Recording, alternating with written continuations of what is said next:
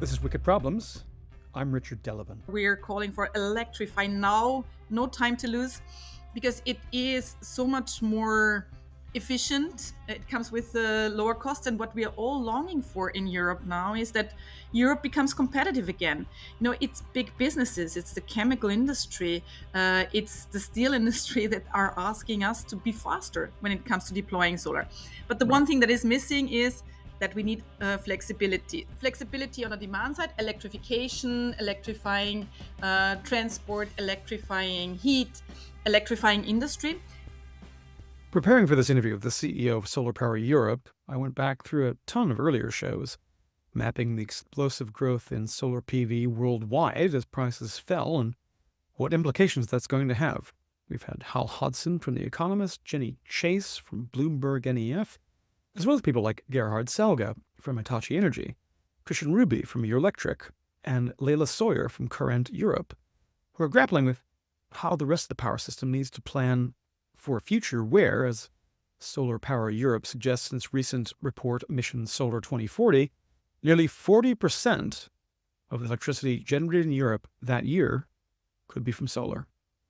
And in the same report, they project that would mean a 33% drop in day-ahead wholesale power prices in Europe. Because as we talked about on Friday, in looking at early moves by the new UK Labour government, the arguments to go further and faster with climate tech are going to move to the reality that they offer ways of doing things that are better and cheaper.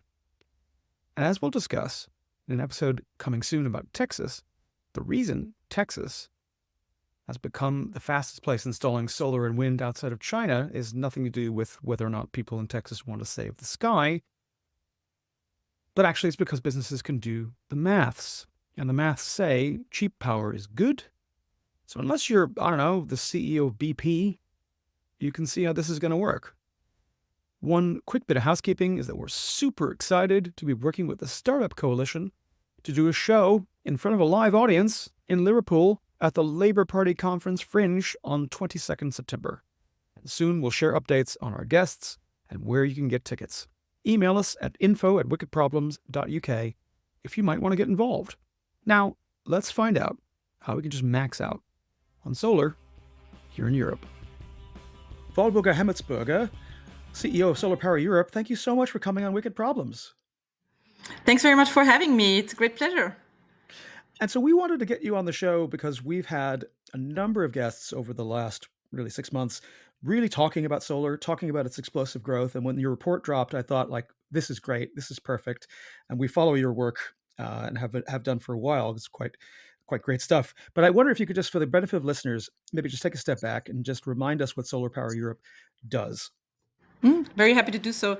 So Solar Power Europe, we're the European association representing the solar sector along the whole supply chain, so production of solar modules, but also the deployment of solar and everything that goes with it. And we're based in Brussels because we're the main interlocutor with the European institutions, with European policymakers, in order to make sure that we are progressing on the energy transition and that we shape the best possible framework for solar to thrive. We're also a platform where we bring together members so that they can exchange, do business with each other in events, but also in the internal work that we're doing. So we're very much members driven. And we make sure that they have the best facts and figures for their business to thrive. So we have a whole market intelligence unit. We're publishing reports very regularly in order to support solar business to thrive. So this is who we are. We're based in Brussels, next to the European institutions, and we try to make the best out of the energy transition for solar. Great, and it's something that, as we've talked about on the show, but we've all been taken aback. I mean, Jenny Chase, poor thing, talking about her second edition of her book on solar finance and talking about the number that's on the cover in terms of the number of cents per watt, and it's actually less than half now of what it was when she put that book to press as the second edition. So we've all been caught surprised about how quickly prices for solar modules have dropped. To the point where she was saying it's 1% of the average cost of an installation on a rooftop these days is actually the module itself. So, but what are some of the factors that are really behind, other than that price change? But the the growth of solar PV in the mix in generation in Europe, and like what, again, your Solar Mission 2040 report is really about like how do we keep that momentum going. So maybe can you give us the top line about what that is? Indeed, prices are one factor, but maybe just take a step back and put a number on the growth that you were referring to. So in the last 2 years, we installed more than 100 gigawatt of solar in Europe. And to put that in perspective, that's more than 30 million additional homes that we have been able to power with clean and cheap electricity. With that, and the growth is continuing. Last year we installed 60 gigawatt. This year it will be more, and soon we will install 100 gigawatt per year. In order to, and that's the kind of growth we're looking at. So indeed, price, you mentioned it already, is one of the factors, but it's not everything. I do think that the versatility of solar also plays an important role. You can install it everywhere. You have ground mounted solar, the big solar plants, but then you have solar on the roofs. Uh, you can install it on hospitals, on schools, on homes. You have agri PV, where you're combining agricultural production with PV. Floating PV, you can install it on artificial water reservoirs, and so on and so forth. During the crisis, we've also seen people installing solar on their balconies. So it is very versatile. That's another element why we have seen that growth, and then it's installed relatively quickly. If you compare it with other technologies, it's just going very fast. I mean, the one bottleneck when it comes to being fast is permitting, obviously, and grid connection. We come to that, but more generally, you can install solar extremely fast. And it's a technology that, again, it's kind of bounced around about where some of the innovation had been actually created, where versus where it's scaled in terms of manufacture. Um, Europe was at one point, the leader in manufacturing for a lot of solar modules. There's a lot of tech development that I know that you're over in terms of being aware of some of the details. Is it too late for Europe to continue to play a major role in terms of the manufacturing of this stuff? I do hope not, and we're working on it. No, indeed. I mean, Europe has unfortunately lost the leadership when it comes to manufacturing. Europe has been the cradle of solar manufacturing in the past, but for several reasons, which we could explore in more detail, but I'm not going to do that now. It Mm. has moved mainly to Asia. And today we're 90% dependent from being delivered, being supplied by China mainly. But there's still a number of elements which I do think make it worthwhile continue fighting for also having manufacturing in Mm. Europe again, which is there's still a lot of innovation happening in Europe. We have cutting edge research institutes in Europe. We also still have the full value chain here in Europe. So what we need is scaling it up. Mm. It is clear that European policymakers by now have understood that it's important to have manufacturing back in Europe.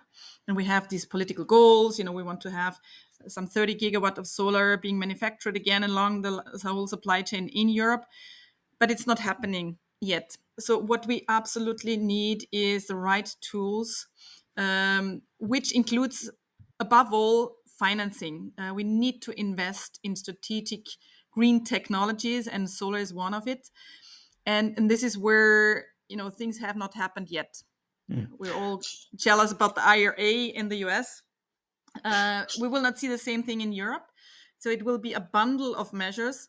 And some first steps have been taken. We have this called the Net Zero Industry Act. That is a Mhm. supportive instrument.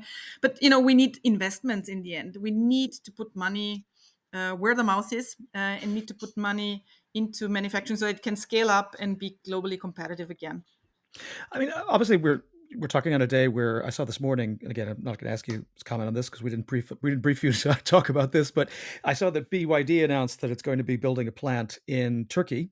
For building, manufacturing EVs, which then puts them inside the customs union, avoiding some of the restrictions that, of course, Ursula von der Leyen, talked about imposing on Chinese tariffs for imports of Chinese EVs. I guess that how do you advise people to think about the balance between maximizing the speed of a rollout and an integration of solar into the energy system in Europe versus, um, again, that the goals about reindustrializing, bringing manufacturing, reshoring. How do you balance those two? How do you think about the balance? So we've been very clear in that we need a certain amount of manufacturing in Europe again, but also that if we would go down the protectionist way, if we would have import tariffs again, we had that in the past, and it was a Yeah. very bad experience. It would be a complete lose-lose situation. In the past, it has shown that it completely crashed the solar development. So the market was completely down when we had import tariffs, and it Mm. didn't bring back manufacturing to Europe because, clearly also manufacturing needs a market. They need to have clients. So what we need is a more targeted and a smarter approach where we are not closing the doors to partners, but we are having a more targeted approach in making sure that we can reshore manufacturing and upscale because it's about scale. And that brings me back to the investments that we need Yeah. to make. And I suppose that we'll now move on, I think, to the central argument that you made, and really in this report, which is around flexibility and the need for a revolution in flexibility. Because I think we've all seen, again, when you see solar, because of the intermittency, because of, even though the cost for storage is coming down, not quite as fast as solar modules, but we see this imbalance, right, where we see negative pricing events on a regular basis in markets where solar is prevalent and is cheaply available. And you called for something that I know was going to be music to the ears of Gerhard Salga at Hitachi Energy, because this is right out of his gospel, is talking about the gospel of flexibility. So Walburga, so give us that pitch. Like, what does flexibility mean in your terms? Why is it necessary, and what are the different aspects of it that the report covers? Indeed, we have been publishing just a couple of days ago our Solar 2040 study, where we're calling for this flexibility revolution. Because what we see more and more is that we have difficulties when it comes to solar being curtailed, so electricity being wasted, basically. And also the business case for solar developers that is deteriorating because there's more and more solar on the grids. And and there is another thing, which is that if we're adding flexibility to the system, there's a number of societal benefits it would also bring. So it's really a win-win situation, not just for solar developers, but also for the society at large. It comes with a huge decrease in greenhouse gas emissions. 151 million tons by 2030, 555 million tons by 2040. The costs of the energy system will be reduced because we will have more renewables due to more flexibility in the market, which is decreasing, the need for gas peakers. 30 billion per year already in 2030 that we're saving, 160 a flabbergasting number in billion per year in 2040. And then electricity prices will also be decreased. So that's the societal benefits out of it. And just to give you one figure, or maybe to still explore a little bit more what we mean by a flexibility revolution, because it's two things. One thing is that we need to switch on demand side flexibility, and the other thing is that we need to have supply side flexibility. And demand side flexibility, that's electrification. We need to make sure that we're electrifying the energy system. We have an alliance, the Electrification Alliance, where we are calling for electrify now, no time to lose. And this is what it is, because it is so much more efficient. It comes with lower costs. And what we are all longing for in Europe now is that Europe becomes competitive again. It's big businesses, it's the chemical industry, it's the steel industry that are asking us to be faster when it comes to deploying solar. But the Right. one thing that is missing is that we need flexibility. So flexibility on the demand side, electrification, electrifying transport, electrifying heat, electrifying industry. And the other side, the supply side, is that we need to have more storage. Demand response plays a role, but also hydrogen. Mm. And it's huge. Just to give you a figure, batteries will play a very important role in switching on flexibility on the supply side. What we need, for example, on the battery side, is that we will be growing batteries 20-fold. So from the 36 gigawatt hours we have today, we need to see some 780 gigawatt hours by 2030. So there's huge investments to be made. But as you said, also there the prices have gone down. And what we already see is that solar plus storage, solar plus batteries is cheaper than gas peakers. Yeah. So there's on the cost side, it's a no-brainer. But then obviously there's still a couple of challenges ahead that we need to overcome. And with that, I mean, I suppose on the demand flexibility side, obviously the electrify now, do everything you can as soon as you can. Totally get that. And for most people, they kind of intuitively understand what that means on the residential side when it comes to, when you allow your EV to be charged, or, when your heat pump is turned on or off, or when your cooling system, if you have that, is turned on or off. But it's something that people don't like to think about. Whereas businesses that are higher, kind of have high spikes in demand, or even now, data centers, which, for training an AI model, you have data centers used to be really boring as customers, because they were just like super steady state in terms of demand, in terms of load. And basically now it's completely stochastic. Like they Mm. have crazy spikes to the point where the rest of the grid needs to be protected from the data center, whereas it used to be the opposite of that kind of Mhm. flux. So how receptive have you found in terms of outside, talking to people in other sectors, particularly on the business side, talking to your Microsoft, your Google?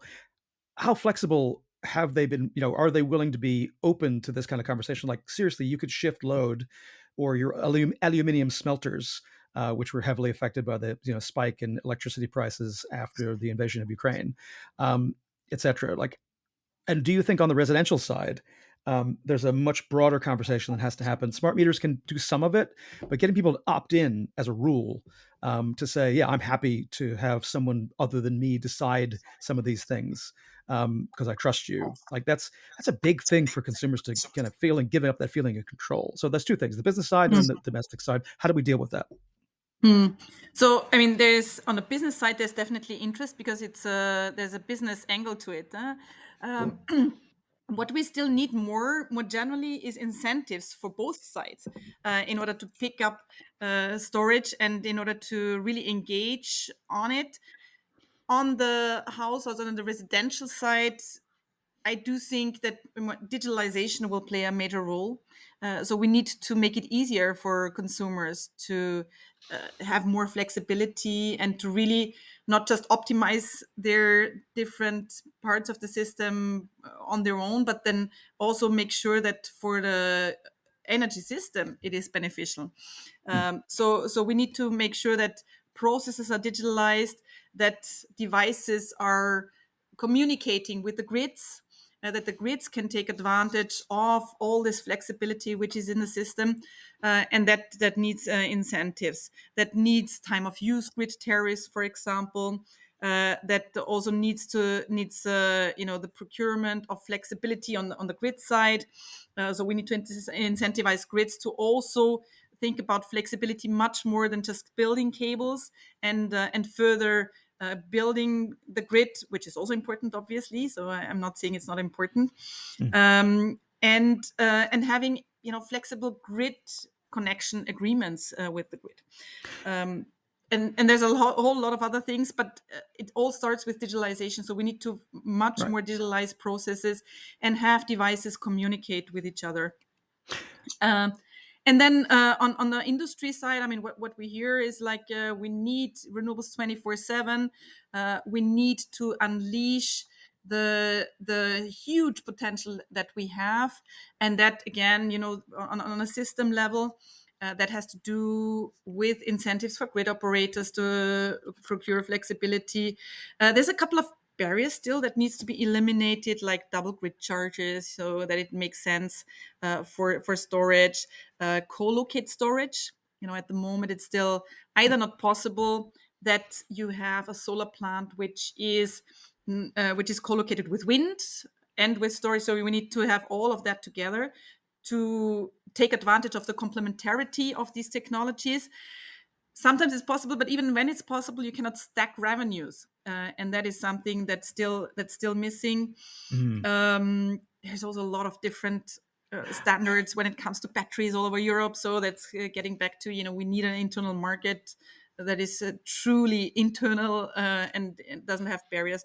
So there's a lot of these things that still need to, where policymakers in Brussels still have quite something on the table for the next couple of years in order to make that possible. And the faster, the better. And I think I suppose we all hope that, and it was great. You guys were so clear in your messaging on this. Just last question on this before we move on to a couple other quick things before I know you have to go. Is first of all, I know you're fond of metrics. You're talking about the importance of having the data for a lot of these things in terms of number of gigawatts that are there, et cetera. On the demand flexibility side, is there anything that you guys are working on in terms of how to measure whether or not that side of things is actually making progress? We can easily measure, okay, the number of capacity install, utilization rates, for the panels, and we can measure all sorts of things for interconnection, storage. We can measure all that. But on the flexibility side, are there metrics that you guys look at? We do hope that very soon governments and also grid operators will look at it, because they are required by some recent regulation, the market design regulation, to first of all look into their flexibility needs, but then also to track it. And we do hope that this is going to happen soon. More generally, I mean, we are worried by the pace of electrification. It has been stagnating in the last couple of years. We're at around about 22, 23% of electrification in terms of the total energy system, Mm. and we need to be much faster. We need to be at 35% by 2030 and 50% by 2040 already. So we need to electrify at a much faster pace if we want to remain competitive. And this is what we are seeing yet. So also there needs to be some KPIs that Mm. governments are following, because only what gets measured can then also be pursued in a Right. very serious way.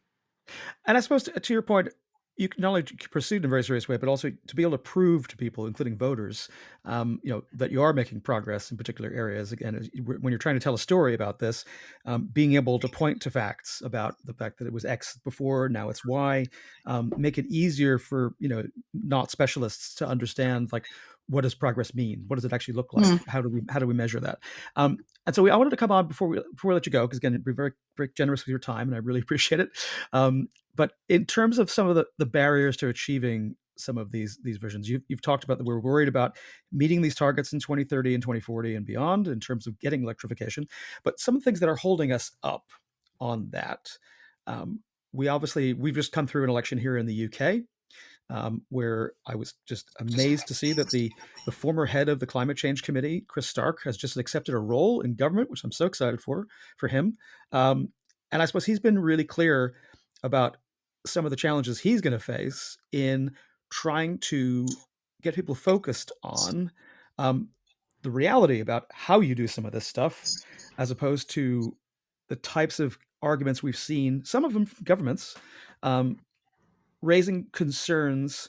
Whether they're being ingenuous about that or not entirely is a different question. But saying, like, for example, solar farms are bad at a certain scale if they take up other land that could otherwise be used to grow crops, because that's bad, and therefore you're endangering food security. I actually heard a conservative MP say this at an event.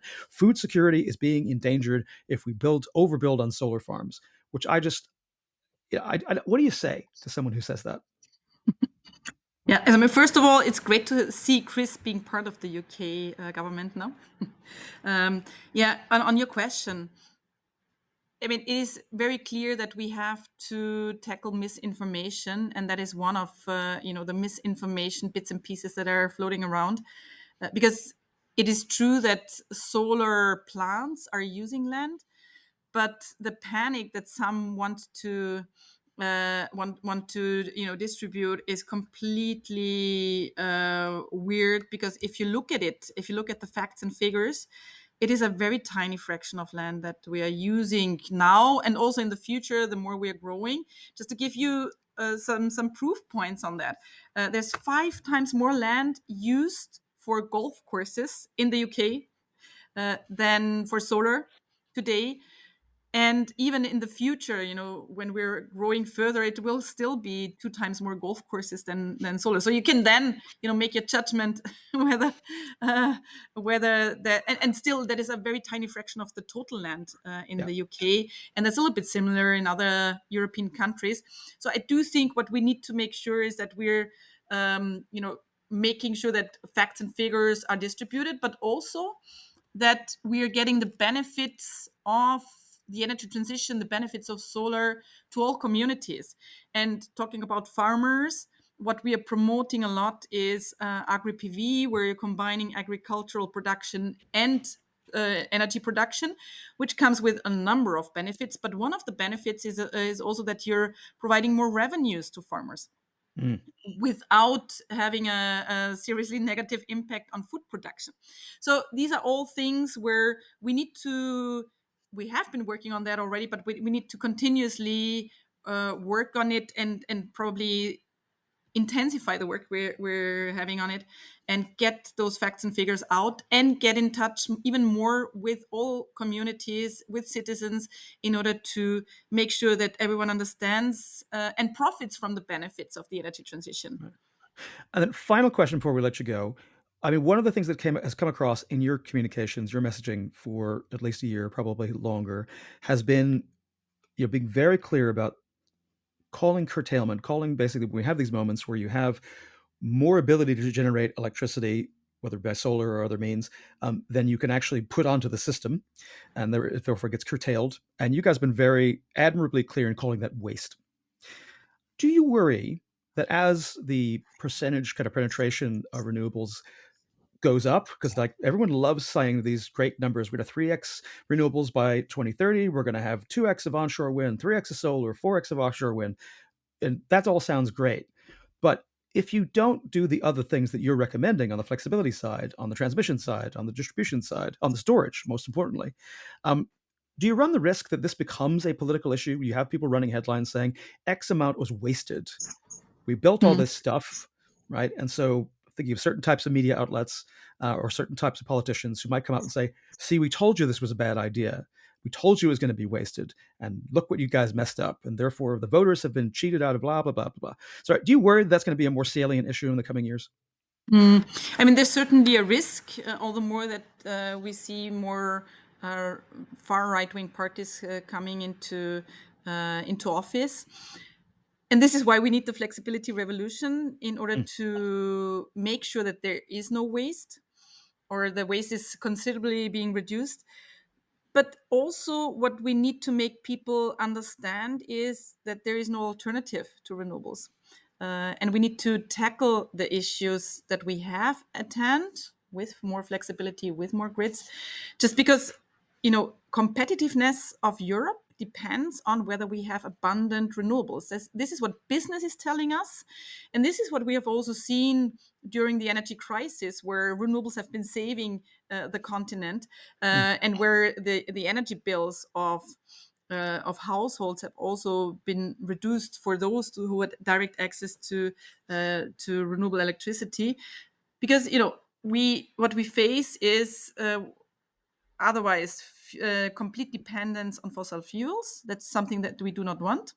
Um, if we talk about nuclear, there's a couple of projects going on, but we will not get access until 2040, most likely.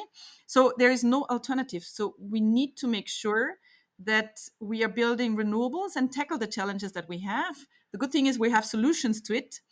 It's not that we are lacking solutions, but we need to make sure that these solutions are implemented in order to overcome that we have waste, and in order to make sure that we are going through this energy transition at the least costs for our citizens and for our businesses. Well, I think we'll leave it there. Walburga Hemetsberger, CEO of Solar Power Europe. We'll definitely put a link to the Mission Solar 2040 report in our show notes. Thank you so much for coming on Wicked Problems. We hope we get you back soon. Yeah, thanks very much for inviting. It was a pleasure. Sitting on the bench, curing smallpox. Reasons to be cheerful. Part 3. Reasons to be cheerful. Part 3. Thanks to Walburga Hemetsberger of Solar Power Europe for coming on the show. Now, this episode is going out on the morning of the 15th of July. And for many of our listeners here in England, this is either going to be a morning of bliss or of despair. And either way, probably coming with some serious hangover. But we recorded that before the outcome of the Euro 2024 football final was known, so we thought we'd find an outro track that might cover both eventualities, and it's also why we chose this topic. There's quite a lot to be cheerful about. When it comes to solar, over to you, Theo. If you enjoyed this conversation, please share it and leave us a rating and review on Apple Podcasts or Spotify. It helps others find the show.